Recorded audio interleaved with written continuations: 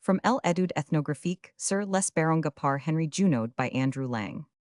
Once upon a time, there lived a king and queen who loved each other dearly, and would have been perfectly happy if they had only had a little son or daughter to play with. They never talked about it, and always pretended that there was nothing in the world to wish for. But sometimes when they looked at other people's children, their faces grew sad, and their courtiers and attendants knew the reason why. One day the queen was sitting alone by the side of a waterfall, which sprung from some rocks in the large park adjoining the castle. She was feeling more than usually miserable, and had sent away her ladies so that no one might witness her grief. Suddenly, she heard a rustling movement in the pool below the waterfall, and on glancing up, she saw a large crab climbing onto a stone beside her. "Great queen," said the crab, "I am here to tell you that the desire of your heart will soon be granted. But first you must permit me to lead you to the palace of the fairies, which though hard by has never been seen by mortal eyes, because of the thick clouds that surround it. When there you will know more, that is, if you will trust yourself to me." The queen had never before heard an animal speak, and was struck dumb with surprise. However, she was so enchanted at the words of the crab that she smiled sweetly, and held out her hand. It was taken not by the crab which had stood there only a moment before, but by a little old woman smartly dressed in white and crimson with green ribbons in her gray hair, and wonderful to say not a drop of water fell from her clothes. The old woman ran lightly down a path along which the queen had been 100 times before, but it seemed so different she could hardly believe.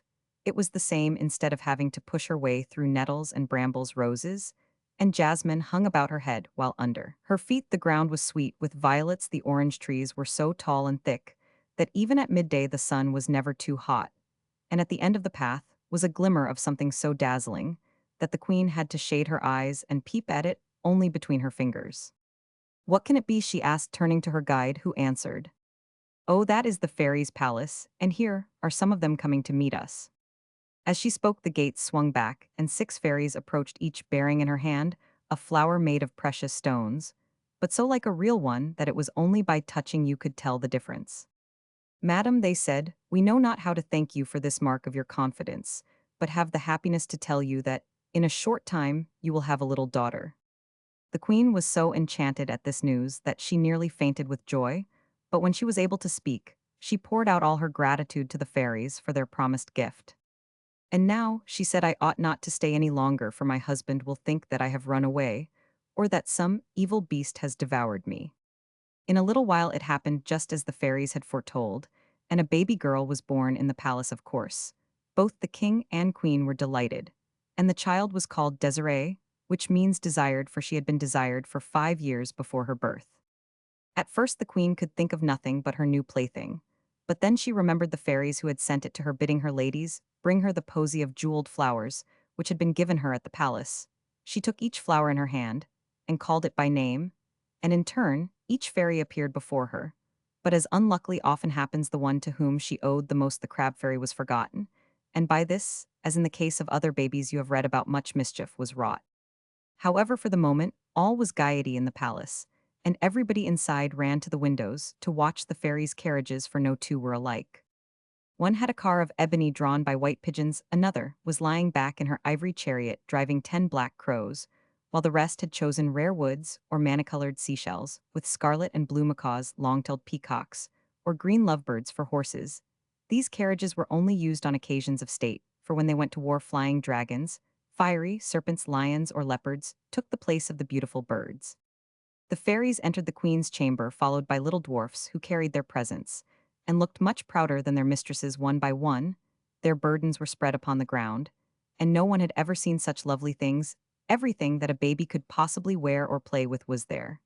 And besides, they had other and more precious gifts to give her, which only children who have fairies for godmothers can ever hope to possess.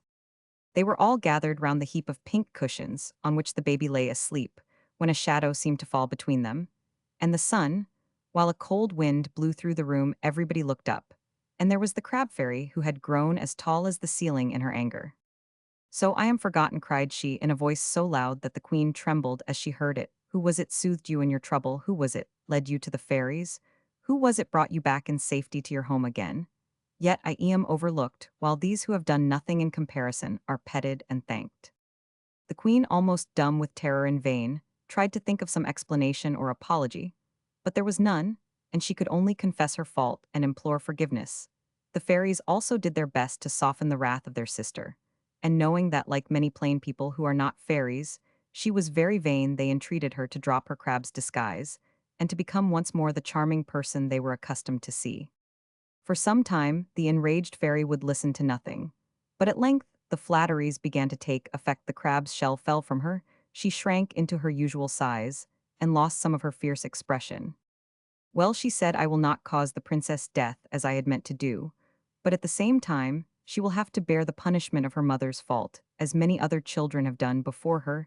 The sentence I pass upon her is that, if she is allowed to see one ray of daylight before her 15th birthday, she will rue it bitterly, and it may perhaps cost her her life. And with these words, she vanished by the window through which she came, while the fairies comforted the weeping queen, and took counsel how best the princess might be kept safe during her childhood.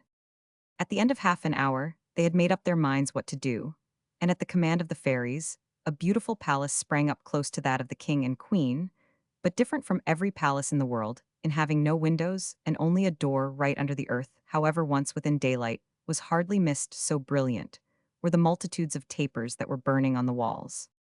Now up to this time, the princess history has been like the history of many a princess that you have read about.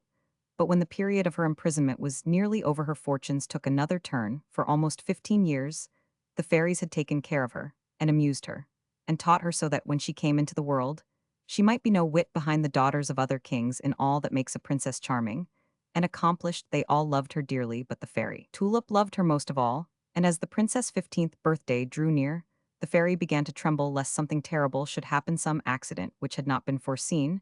Do not let her out of your sight, said Tulip to the queen, and meanwhile, let her portrait be painted and carried to the neighboring courts, as is the custom, in order that the kings may see how far her beauty exceeds that of every other princess, and that they may demand her in marriage for their sons. And so it was done, and as the fairy had prophesied, all the young princes fell in love with the picture, but the last one to whom it was shown could think of nothing else and refused to let it be removed from his chamber, where he spent whole days gazing at it.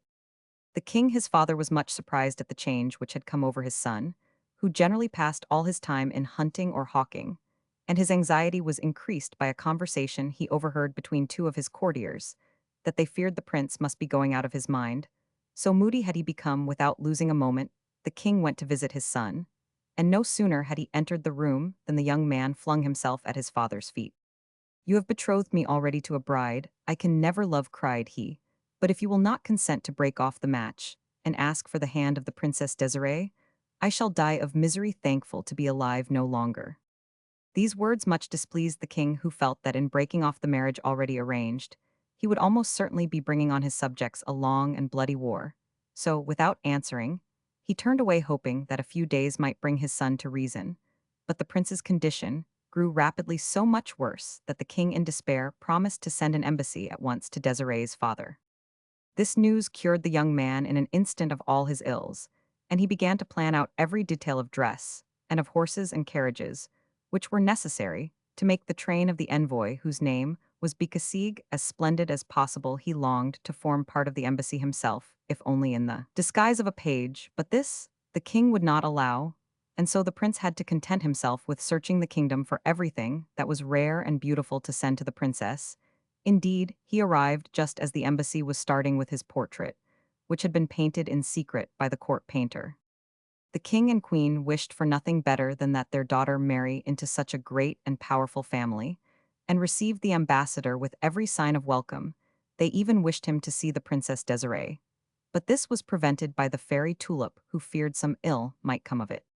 And be sure you tell him, added she, that the marriage cannot be celebrated till she is 15 years old, or else some terrible misfortune will happen to the child. So when Becasigue, surrounded by his train, made a formal request that the Princess Desiree might be given in marriage to his master's son, the king replied that he was much honored, and would gladly give his consent, but that no one could even see the princess till her 15th birthday, as the spell laid upon her in her cradle by a spiteful fairy would not cease to work.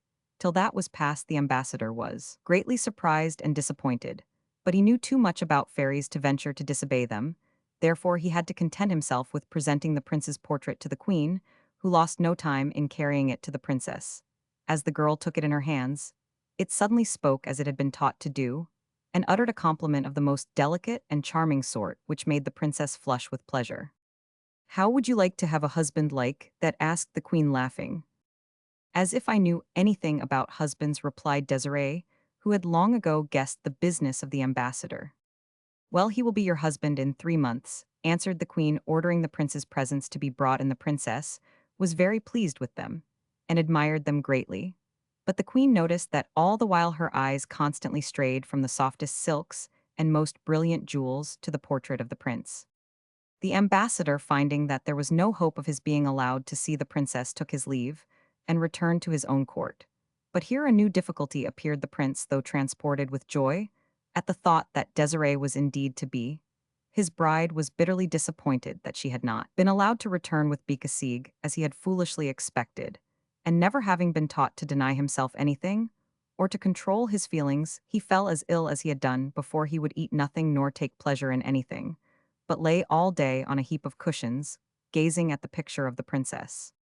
"If I have to wait 3 months before I can marry the princess, I shall die," was all this spoilt boy would say, and at length the king, in despair, resolved to send a fresh embassy to Desiree's father, to implore him to permit the marriage to be celebrated at once. "I would have presented my prayer in person," he added in his letter, "but my great age and infirmities do not suffer me to travel. However, my envoy has orders to agree to any arrangement that you may propose." On his arrival at the palace, Bekasig pleaded his young master's cause as fervently as the king his father could have done, and entreated that the princess might be consulted in the matter. The queen hastened to the marble tower, and told her daughter of the sad state of the prince's death. The prince, without risking the doom pronounced over her by the wicked fairy. "I see," she exclaimed joyfully at last. "Let a carriage be built through which no light can come, and let it be brought into my room. I will then get into it, and we can travel swiftly during the night and arrive before dawn at the palace of the prince. Once there, I can remain in some underground chamber where no light can come." "Ah, how clever you are!" cried the queen, clasping her in her arms, and she hurried away to tell the king. "What a wife our prince will have," said Bekasig, bowing low, "but I must hasten back with the tidings, and to prepare the underground chamber for the princess." And so he took his leave. In a few days the carriage commanded by the princess was ready. It was of green velvet scattered over with large golden thistles, and lined inside with silver brocade embroidered with pink roses. It had no windows, of course, but the fairy tulip, whose counsel had been asked, had managed to light it up with a soft glow that came no one knew whither. It was carried straight up into the great hall of the tower, and the princess stepped into it, followed by her faithful maid of honor Eglantine, and by her lady-in-waiting Cerisette, who also had fallen in love with the prince's portrait, and was bitterly jealous of her mistress. The fourth place in the carriage was filled by Cerisette's mother, who had been sent by the queen to look after the three young people. Now the Fairy of the Fountain was the godmother of the Princess Nera, to whom the prince had been betrothed before the picture of Desiree had made him faithless. She was very angry at the slight put upon her godchild, and from that moment kept careful watch on the princess. In this journey she saw her chance, and it was she who, invisible, sat by Cerisette and put bad thoughts into the minds of both her and her mother. The way to the city where the prince lived ran for the most part through a thick forest, and every night when there was no moon, and not a single star could be seen through the trees, the guards who traveled with the princess opened the carriage to give it an airing. This went on for several days, till only 12 hours' journey lay between them and the palace. The Cerisette persuaded her mother to cut a great hole in the side of the carriage, with a sharp knife which she herself had brought for the purpose in the forest. The darkness was so intense that no one perceived what she had done. But when they left the last trees behind them and emerged into the open country, the sun was up, and for the first time since her babyhood Desiree found herself in the light of day. She looked up in surprise at the dazzling brilliance that streamed through the hole, then gave a sigh which seemed to come from her heart. The carriage door swung back, as if by magic, and a white doe sprang out, and in a moment was lost to sight in the forest. But quick as she was, Eglantine, her maid of honor, had time to see where she went, and jumped from the carriage in pursuit of her, followed at a distance by the guards. Cerisette and her mother looked at each other in surprise and joy. They could hardly believe in their good fortune, for everything had happened exactly as they wished. The first thing to be done was to conceal the hole which had been cut, and when this was managed with the help of the angry fairy, though they did not know it, Cerisette hastened to take off her own clothes and put on those of the princess, placing the crown of diamonds on her head, she found this heavier than she expected. But then she had never been accustomed to wear crowns, which makes all the difference.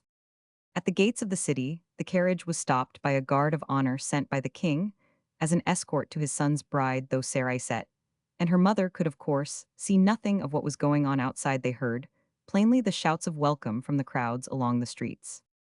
The carriage stopped at length in the vast hall which Bekasig had prepared for the reception of the princess. The grand chamberlain and the lord high steward were awaiting her. And when the false bride stepped into the brilliantly lighted room, they bowed low and said they had orders to inform his highness the moment she arrived. The prince, whom the strict etiquette of the court had prevented from being present in the underground hall, was burning with impatience in his own apartments. "So she had come," cried he, throwing down the bow he had been pretending to mend. "Well, was I not right? Is she not a miracle of beauty and grace? And has she her equal in the whole world?" The ministers looked at each other and made no reply till at length the chamberlain, who was the bolder of the two, observed, "My lord, as to her beauty you can judge of that for yourself. No doubt it is as great as you say, but at present it seems to have suffered, as is natural from the fatigues of the journey." This was certainly not what the prince had expected to hear. Could the portrait have flattered her? He had known of such things before, and a cold shiver ran through him. But with an effort he kept silent from further questioning, and only said, "Has the king been told that the princess is in the palace?" "Yes, highness, and he has probably already joined her." "Then I will go too," said the prince.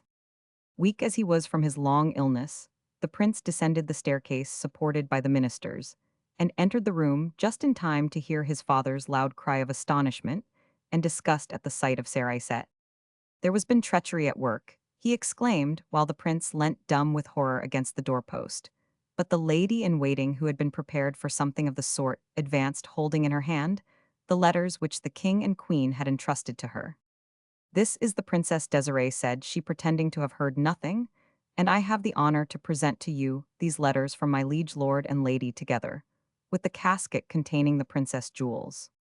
The king did not move or answer her, so the prince, leaning on the arm of Bekasig, approached a little closer to the false princess, hoping against hope that his eyes had deceived him.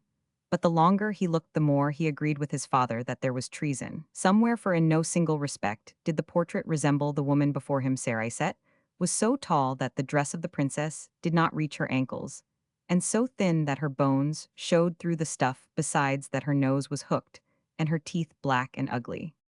In his turn, the prince stood rooted to the spot. At last he spoke, and his words were addressed to his father, and not to the bride who had come so far to marry him. "We have been deceived," he said, "and it will cost me my life." And he leaned so heavily on the envoy that Bekasig feared he was going to faint, and hastily laid him on the floor for some minutes. No one could attend to anybody but the prince, but as soon as he revived, the lady-in-waiting made herself heard. "Oh, my lovely princess, why did we ever leave home?" cried she. "But the king your father will avenge the insults that have been heaped on you when we tell him how you have been treated." "I will tell him myself," replied the king in wrath. "He promised me a wonder of beauty. He has sent me a skeleton. I am not surprised that he has kept her for 15 years hidden away from the eyes of the world. Take them both away," he continued, turning to his guards, "and lodge them in the state prison. There is something more I have to learn of this matter."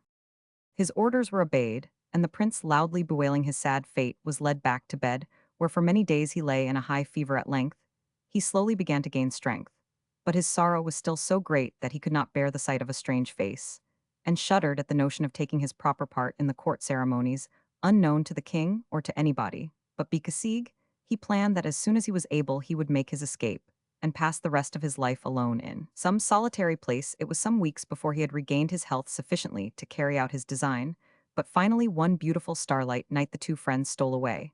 And when the king woke next morning, he found a letter lying by his bed, saying that his son had gone he knew not whither. He wept bitter tears at the news, for he loved the prince dearly.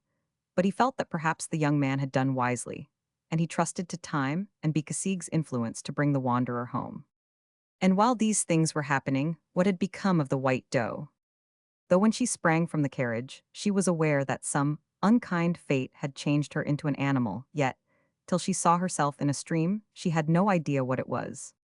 "Is it really I, Desiree?" she said to herself, weeping. "What wicked fairy can have treated me so?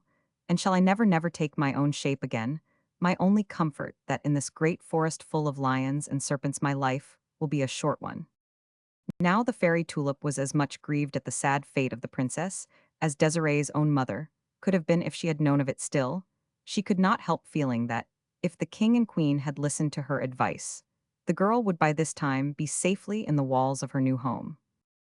However, she loved Desiree too much to let her suffer more than could be helped, and it was she who guided Eglantine to the place where the white doe was standing cropping the grass which was her dinner. At the sound of footsteps, the pretty creature lifted her head, and when she saw her faithful companion approaching, she bounded towards her and rubbed her head on Eglantine's shoulder.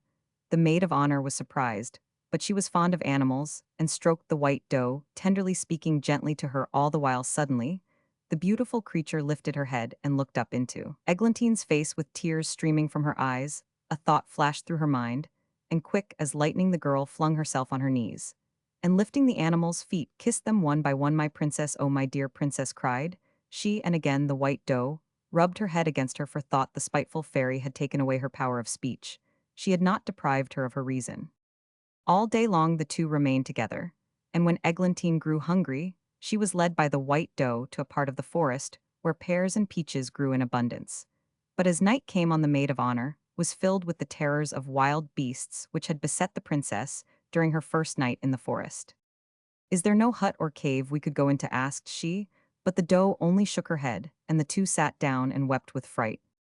The fairy tulip, who in spite of her anger was very soft-hearted, was touched at their distress and flew quickly to their help. "I cannot take away the spell altogether," she said, "for the fairy of the fountain is stronger than I, but I can shorten the time of your punishment, and am able to make it less hard, for as soon as darkness fall you shall resume your own shape." To think that by and by she would cease to be a white doe indeed, that she would at once cease to be one during the night was for the present joy enough for Desiree, and she skipped about on the grass in the prettiest manner. "Go straight down the path in front of you," continued the fairy, smiling, as she watched her go straight down the path, "and you will soon reach a little hut where you will find shelter." And with these words, she vanished, leaving her hearers happier than they ever thought they could be again. An old woman was standing at the door of the hut when Eglantine drew near, with the white doe trotting by her side.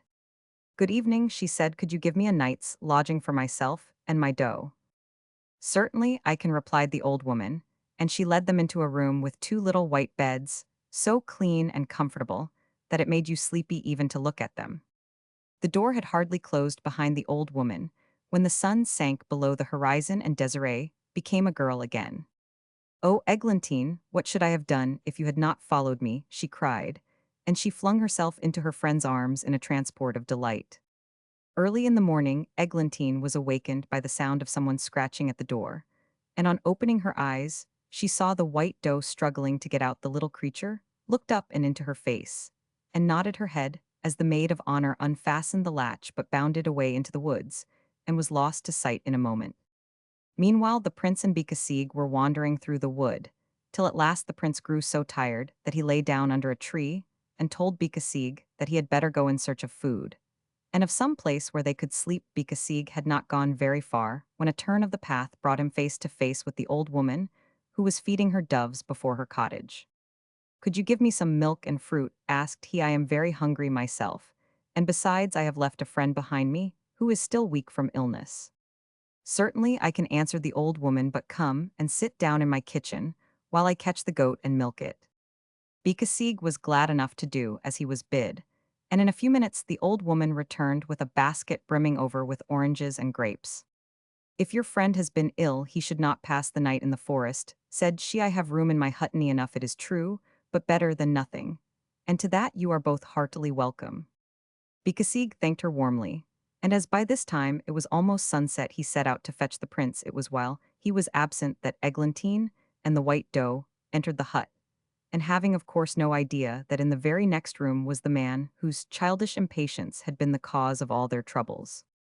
In spite of his fatigue, the prince slept badly, and directly it was light he rose, and bidding Bekasig remain where he was as he wished to be alone, he strolled out into the forest. He walked on slowly just as his fancy led him, till suddenly he came to a wide open space, and in the middle was the white doe quietly eating her breakfast. She bounded off at the sight of a man, but not before the prince, who had fastened on his bow without thinking, had let fly several arrows, which the fairy tulip took care should do her no harm. But quickly as she ran, she soon felt her strength failing her, for 15 years of life in a tower had not taught her how to exercise her limbs. Luckily, the prince was too weak to follow her far, and a turn of a path brought her close to the hut, where Eglantine was awaiting her, panting for breath. She entered their room and flung herself down on the floor. When it was dark again, and she was once more the Princess Desiree, she told Eglantine what had befallen her. "I feared the fairy of the fountain, and the cruel beasts," said she, "but somehow I never thought of the dangers that I ran from men. I do not know now what saved me." "You must stay quietly here till the time of your punishment is over," answered Eglantine. But when the morning dawned, and the girl turned into a doe, the longing for the forest came over her, and she sprang away as before. As soon as the prince was awake, he hastened to the place where only the day before he had found the white doe feeding. But of course she had taken care to go in the opposite direction. Much disappointed, he tried first one green path and then another, and at last, wearied with walking, he threw himself down and went fast asleep. Just at this moment, the white doe sprang out of a thicket nearby and started back trembling when she beheld her enemy lying there. Yet instead of turning to fly, something bade her go and look at him unseen. As she gazed, a thrill ran through her, for she felt that, worn and wasted though he was by illness, it was the face of her destined husband. Gently stooping over him, she kissed his forehead, and at her touch he awoke. For a minute they looked at each other, and to his amazement, he recognized the white doe which had escaped him the previous day.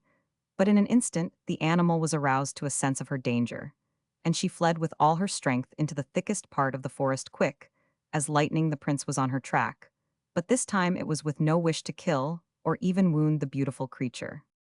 Pretty doe, stop, I won't hurt you," cried he, but his words were carried away by the wind. At length the doe could run no more, and when the prince reached her, she was lying stretched out on the grass waiting for her death blow. But instead, the prince knelt at her side and stroked her and bade her fear nothing, as he would take care of her. So he fetched a little water from the stream in his horn hunting cup. Then, cutting some branches from the trees, he twisted them into a litter which he covered with moss, and laid the white doe gently on it. For a long time they remained thus, but when Desiree saw by the way that the light struck the trees that his sun must be near its setting, she was filled with alarm, lest the darkness should fall, and the prince should behold her in her human shape. "No, he must not see me for the first time here," she thought, and instantly began to plan how to get rid of him. Then she opened her mouth and let her tongue hang out as if she were dying of thirst, and the prince, as she expected, hastened to the stream to get her some more water. When he returned, the white doe was gone. That night Desiree confessed to Eglantine that her pursuer was no other than the prince, and that, far from flattering him, the portrait had never done him justice. "Is it not hard to meet him in this shape?" wept she. "When we both love each other so much." But Eglantine comforted her, and reminded her that in a short time all would be well. The prince was very angry at the flight of the white doe, for whom he had taken so much trouble, and returning to the cottage, he poured out his adventures and his wrath to Becausig, who could not help smiling. "She shall not escape me again," cried the prince. "If I hunt her every day for a year, I will have her at last." And in this frame of mind, he went to bed. When the white doe entered the forest next morning, she had not made up her mind whether she would go and meet the prince, or whether she would shun him and hide in thickets, of which he knew nothing. She decided that the last plan was the best, and so it would have been if the prince had not taken the very same direction in search of her. Quite by accident, he caught sight of her white skin shining through the bushes, and at the same instant she heard a twig snap under his feet. In a moment, she was up and away, but the prince, not knowing how else to capture her, aimed an arrow at her leg, which brought her to the ground. The young man felt like a murderer as he ran hastily up to where the white doe lay, and did his best to soothe the pain she felt, which in reality was the last part of the punishment sent by the fairy of the fountain. First he brought her some water, and then he fetched some healing herbs, and having crushed them in his hand, laid them on the wound. "Ah, what a wretch I was to have hurt you," cried he, resting her head upon his knees. "And now you will hate me and fly from me forever." For some time, the doe lay quietly where she was, but as before she remembered that the hour of her transformation was near, she struggled to her feet. But the prince would not hear of her walking, and thinking the old woman might be able to dress her wound better than he could, he took her in his arms to carry her back to the hut. But small as she was, she made herself so heavy that after staggering a few steps under her weight, He laid her down and tied her fast to a tree with some of the ribbons of his hat. This done, he went away to get help. Meanwhile, Eglantine had grown very uneasy at the long absence of her mistress, and had come out to look for her just as the prince passed out of sight. The fluttering ribbons danced before her eyes, and she descried her beautiful princess bound to a tree. With all her might she worked at the knots, but not a single one could she undo. Though all appeared so easy, she was still busy with them, when a voice behind her said, "Pardon me, fair lady, but it is my doe you are trying to steal." "Excuse me, good knight," answered Eglantine, hardly glancing at him, "but it is my doe that is tied up here, and if you wish for a proof of it, you can see if she knows me or not. Touch my heart, my little one," she continued, dropping on her knees, and the doe lifted up its forefoot and laid it on her side. "Now put your arms round my neck and sigh," and again the doe did as she was bid. "You are right," said the prince, "but it is with sorrow I give her up to you, for though I have wounded her, yet I love her deeply." To this Eglantine answered nothing, but carefully raising up the doe, she led her slowly to the hut. Now both the prince and Becasigue were quite unaware that the old woman had any guests besides themselves, and following afar, were much surprised to behold Eglantine and her charge enter the cottage. They lost no time in questioning the old woman, who replied that she knew nothing about the lady and her white doe, who slept next the chamber occupied by the prince and his friend, but that they were very quiet and paid her well. Then she went back to her kitchen. "Do you know," said Becasigue when they were alone, "I am certain that the lady we saw is the maid of honor to the Princess Desiree, whom I met at the palace. And as her room is next to this, it will be easy to make a small hole through which I can satisfy myself whether I am right or not." So taking a knife out of his pocket, he began to saw away the woodwork. The girls heard the grating noise, but fancying it was a mouse, paid no attention, and Becasigue was left in peace to pursue his work at length. The hole was large enough for him to peep through, and the sight was one to strike him dumb with amazement. He had guessed truly, the tall lady was Eglantine herself. But the other, where had he seen her? Ah, now he knew it was the lady of the portrait. Desiree, in a flowing dress of green silk, was lying stretched out upon cushions, and as Eglantine bent over her to bathe the wounded leg, she began to talk. "Oh, let me die," cried she, "rather than go on leading this life. You cannot tell the misery of being a beast all the day, and unable to speak to the man I love, to whose impatience I owe my cruel fate, yet even so I cannot bring myself to hate him." These words, low though they were spoken, reached Becasigue, who could hardly believe his ears. He stood silent for a moment. Then, crossing to the window out of which the prince was gazing, he took his arm and led him across the room. A single glance was sufficient to show the prince that it was indeed Desiree, and how another had come to the palace, bearing her name at that instant. He neither knew nor cared. Stealing on tiptoe from the room, he knocked at the next door, which was opened by Eglantine, who thought it was the old woman bearing their supper. She started back at the sight of the prince, whom this time she also recognized, but he thrust her aside and flung himself at the feet of Desiree, to whom he poured out all his heart. Dawn found them still conversing, and the sun was high in the heavens before the princess perceived that she retained her human form. Ah, how happy she was when she knew that the days of her punishment were over. And with a glad voice, she told the prince the tale of her enchantment. So the story ended well after all, and the fairy Tulip, who turned out to be the old woman of the hut, made the young couple such a wedding feast as had never been seen since the world began, and everybody was delighted, except Cerisette and her mother, who were put in a boat and carried to a small island where they had to work hard for their living.